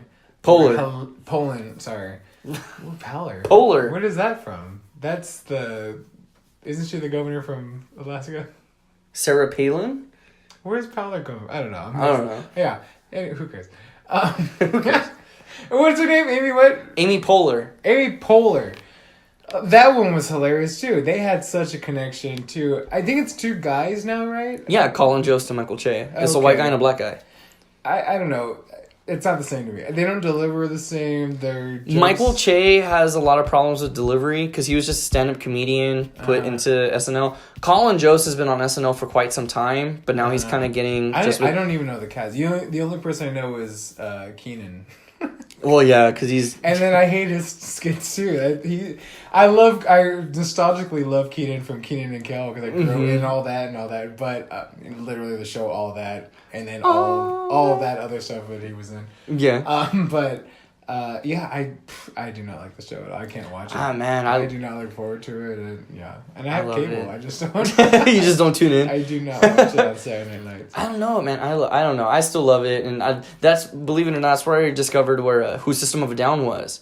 What? They were a musical guest on the show one weekend, and I watched it, and I was like, who is this band? Because they were doing a BYOB, and they were like, what? And, it's kind of weird. That was probably one of the good episodes, though, too. Yeah, and that was back in the day with the Tina Fey and Jimmy Fallon and stuff, and I was like, who is this band? What the and then who is the black guy? Tracy Morgan. Tracy Morgan. I'm thinking Rocket. I'm trying to think of. On a Rocket. That show. To me, that's like the golden age of Saturday Night Live, and it's just gone downhill. But where are we going? Who cares? Who cares, man? Where are we going with this whole segment? I don't know. We were talking about the whole sexual accusation thing and the sexual accusation thing. I'm not a forefront for the accused at all, but I don't know. It's always like, what really happened? And then they're in power, so they have money, so, settle out of court, right? Those type of things tend to happen too, and it's like, well, where was the real accusation coming from? And that hasn't happened with these two at all. Yeah. It's really like well, now it's a dead actor, and someone is coming over. It's not even they're both Corey, aren't they? Yeah, Corey. Haim and Feldman. Haim's deceased and Feldman, and I don't even think it's Feldman coming at Charlie Sheen. It's someone else. Yeah, I don't know who it is either. But it's not Corey Feldman. It's someone else. But it's they reference Corey Feldman because he has started this movement. And they were best friends. Which is good. Which is, you need transparency because, and the thing, this all gets muddled. But it's like, even going back before this, there was the aspect of, women or just people in lower positions within Hollywood are always taken advantage of. And before it was women, even you would see it in music videos. The women in music videos got paid peanuts and would have to sleep with the rappers and the musicians just to be on the video. And that came to light, but no one really gave a shit because they were black women. So, whatever. There's a book made and there's a big thing and here's some transparency of this type of Hollywood. Well, in the music scene, really, but...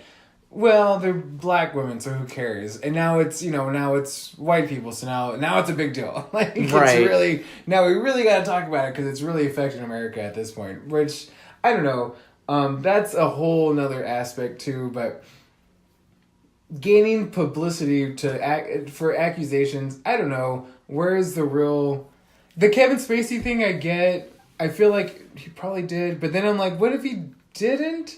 And then maybe his whole accusation of him coming out with the gay thing was this might come into light. I want to be the first one to say it. I don't want it to be I've had lovers and past and blah, blah, blah. I've been accused. It's kind of like the Red Scary thing. I've been accused. I need to air my dirty laundry. Now I'm going to do it. Yeah. Again, that sounds like because then and it's a shitty thing to say, and I really hope this isn't the case. You never hope this is, but at the same time, the whole bravery thing. Oh, well, I'm going to speak out too. You never know. What if there's people just saying it just to say it? Right. Which is a terrible thing to say. You hope that isn't the case, but it's because people it does happen. Because people can try to find money, like what you were saying, is settle out of court. Well, he raped me too. He made me do this, or get attention or publicity. Okay, well, here's some hush money. Okay, thank you. I don't care anymore. Bye. It's that's the kind of thing, and it's you hope that you don't want, especially Kevin Spacey. Harvey Weinstein just looks like a dirtbag. Right. But Kevin Spacey, I really hope these things aren't true. Oh, and then with Kevin Spacey, he has a brother. He has an older brother. I don't know if I saw this article. His older brother, of course, came out of the woodworks, and he's a I can't think of the guy. He impersonates. He's a limo driver / impersonator of like an old Europe rock star who was actually very famous. I just can't think of his name. It's like Mick Jagger or I can't think of who it is.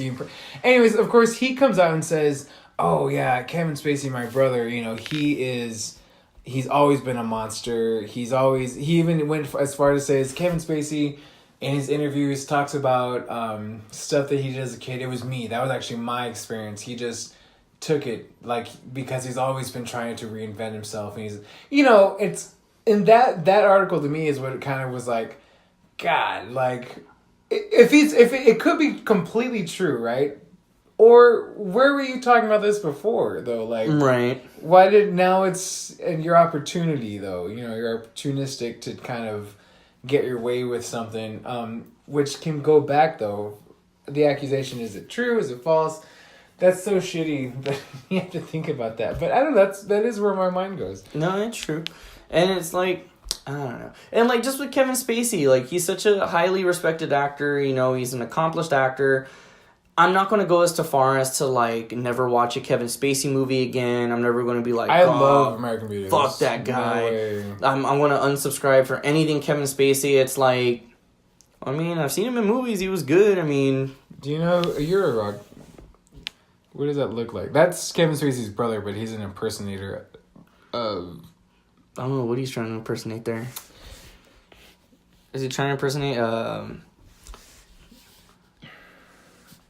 Oh, Rod Stewart. Yes, there you go. I was like, that makes sense. Rod's Limos. Yeah, Rod Stewart. That's not Rod Stewart. Kevin Spacey's brother impersonating Rod Stewart, and he's also a limo driver. Which is like, okay, this guy obviously did not make it, right? Like, he did not make it. If you're impersonating, not to shit on anyone who impersonates, but right. If you're an impersonator, you didn't make it as yourself, and you get by with impersonating, which may be very lucrative. I don't know, but. Like those Elvis impersonators. Impersonators, they marry people. I don't know. I'm not defending rapists or people. I don't know, where does the validity lie and where can you... Kevin Spacey, it hasn't even gone to like, he hasn't been like, Kevin Spacey, you are charged with rape and you are a rapist. You're going to jail. You know what I mean? Like, That's how our system works. But someone came up and said it, and if it's true or not, who knows? What now? Regardless of it, his career is ruined. Like, so the accusations come out. What's happened next? What is this? What is the guy that accused him? What is he going to do? Yeah, is he going to? Which he should. He should get retribution for it. Kevin Spacey should pay if he did this. He needs to. That's so. It's like works. Is this actor going to get lawyers, or they're going to run a full on investigation, right. Or is he just saying it like, "Hey, this happened," right? And then it's kind of like, well, okay, it happened. It sucks that it happened. I'm sorry this happened to you, but I mean, like, so what? Yeah. And, but, it's like, it's terrible. You don't want, yeah, that sucks. Why would Kevin Spacey do that? But it's like, are you looking just to put it out in the open and say that's it? Like, are you trying to get money from him? Like, is this kind of like, damn, I don't. It's just an accusation at this point. It's just an accusation. Meanwhile, his show has been canceled. Yeah, House of Cards has been pulled. Netflix is jumping the gun on that, saying nope, not even risking it. Goodbye. Which, and there's people applauding Netflix for doing it, which is an applaudable thing in the sense of if Kevin Spacey is guilty and he is a child molester, yeah, Netflix should totally, yeah. But on the other side of the coin is Netflix just being like, well, I don't want any part of this. I don't really know. I don't really care. But I don't want Netflix associated with Kevin Spacey, who's accused of it, and we're just going to blah. Like, that sucks too, And so what if Kevin Spacey's innocent? What if... Exactly. And what it's if like, it never happened? Here's House of Cards back. Like, although... For Kevin Spacey to come back and say, well, I used to drink a lot and I'm gay, so yeah, maybe. Like that was, It's kind of like, well... Yeah, you probably did that. But you know what's funny? And if this is a House of Cards spoiler for anybody that watches it or hasn't gotten up yet. So, my dad loves House of Cards, right? And I've never seen an episode, but one time when I was doing laundry at my parents' house. The new season, whatever this most recent one came out. And we were watching it, and I was just kind of on the couch watching it with him. And I was like, "Oh, the show's kind of interesting." Kevin Spacey had a lot of monologues and stuff. I'm like, okay, so he just got sworn in, and he as president of the United States, and like they're at some ball or some gala or something, and he tells his wife, "Okay, I'll see you in a bit. I'm gonna go do something over here." Okay. So he kind of like looks around, and he gets pulled into a closet and starts making out with a guy. On House of Cards? On House of Cards. So, and then like... So, I don't even know what the premise of the show is, but so he's the Kevin Spacey is the president? He's the president or something, yeah. Okay. He gets sworn in because something happened, and it's like, this is his first real term, and it's like, wait, what? I thought he was president this whole time? My dad was like, it's too complicated. Right. And so, but then this happened, and apparently it was a bombshell thing for this season, like, oh shit, the president's See, that's gay. interesting, because for Kevin Spacey probably had a protective value to the show. Well, I mean, the thing with me is like with being an actor, like... No, but what I'm saying is, like, if that came out... Oh, go ahead. You go first. Well, it's like, because, like, if that's, because I know he, I'm pretty sure he has some type of creative flow within the show. Right. But it's like, mostly it comes down to the writers, the ones that write the storylines and everything. So it's like, if the writers incorporated this and he's an actor, and a serious actor will do whatever in the show. So I was like, kissing a guy is not a big thing. It's the big thing for the character, but for the actor, it's like, whatever. This is just my job. Yeah. So it's like, damn. So like, that was a bombshell for the character, but it was just like, I think what you're about to say was like, maybe he put his own like kind of subliminal messaging in it. Trying to come out vicariously through the president. And then this happened, and then he said, "Well, I'm gay" or whatever, right? But then and then the gay community was very upset with that. It was like, it kind of made it seem like either for one on one side, like, it excuses it because gay people do that, which is like horrible to say. Mm-hmm. And then at the same time, or I'm not, like, maybe Kevin Spacey isn't even gay, but he's just trying to get a sympathy kind of thing where, like, well, I'm gay and in the community of actors, so have pity. Like, you know what I mean? Yeah. Like, it didn't come across very well. So, I don't know. I'm not really a big Kevin Spacey stan. Like, I liked a lot of his movies, but I mean, yeah, but I'm not like part of the fan club or nothing. Household name for me. Like, if you were brought up Game of Thrones before now, I'd be like, Kevin, who? Oh, Pay It Forward? Oh, American. Oh, yeah, I fucking love that guy. Like, yeah, he's pretty good. A good guy, yeah. I don't, like, newest Kevin Spacey movie. Where the fuck can I find it? Like, yeah, like, I wasn't like that either, but like, because like, being an actor, studying different type of acting methods and this and that. Kevin Spacey was somebody that I watched a lot when I was in high school and college and stuff. You do film studies and everything like that. There's hundreds of actors that I've done film studies on and monitored everything. So it's like, but I don't want to say I'm more familiar with actors. That's not the case at all because people are different and everything like that. But it's like, I don't know. I guess I don't know. I can't think of what I'm trying to say, but it just sucks. Poor Kevin Spacey. Hope everything works out with that. Whatever. You can't say that though. I know. It's like. Because what if it's fake? I don't know. Because if it's false. I want. As a consumer of Kevin Spacey movies, I don't want him to be in the wrong. I hope this is just a scandal, and I wish he would come back, and I feel bad for him. But at the same time, if he is, and if he did, then he is a piece of shit and deserves everything that's coming from him. Right. So it works out the way it works out. So it's all a test. None of us make it out of alive. None of us make it out of this alive. Because who really cares? Who cares? Who fucking cares? We're at an hour 42. I'm having a good time. What else we got? Come on. I'm going to have to cut it, bro. We're cutting it? Oh, that's right. You're in trouble. I'm in trouble. So if you hear a little bit of a pause there, we were interrupted a little bit. But it's okay. That's all right. It's okay. It's the love of my life. But we have... I wasn't going to give that much. You gave it away. All right. Well, okay, good. This was a good episode. Yeah, we crammed a lot into it. We crammed some hot topic issues as always, and let us know your opinions. Let us know your thoughts on the gun control, the Trump, the 2 listeners we have. Email Right. us. Email us some bullshit. Give us some make topics. a fake email if you really want to be anonymous. That we don't. Because if you email us saying you want to be anonymous, we will let you be anonymous. But if you really want to be anonymous to us, like we don't know who you are, go. It's very easy. let to us know. Go on Yahoo, make a fake. No one uses Yahoo anymore, so go Exactly. make a fake ass Yahoo account. 2 seconds and email us some bullshit. And we'll, if you want us to shout you out specifically, let us know. We'll do that. Yeah. We're down for whatever at this point because we want attention. Yeah, anything. So, we'll talk either way, but Yeah, either way, we're probably gonna do this until we're 50. right. And Wednesdays are podcast days. yeah, I was like Wednesdays are for teaching David Clare. Yeah. But as always, please share the page, spread the word. You never know who wants to listen to 2 drunkards talking about things. I'm getting pretty drunk. I feel my face getting numb, so I'm like, dang. My drink today was like 50-50. Tomorrow is going to be hard.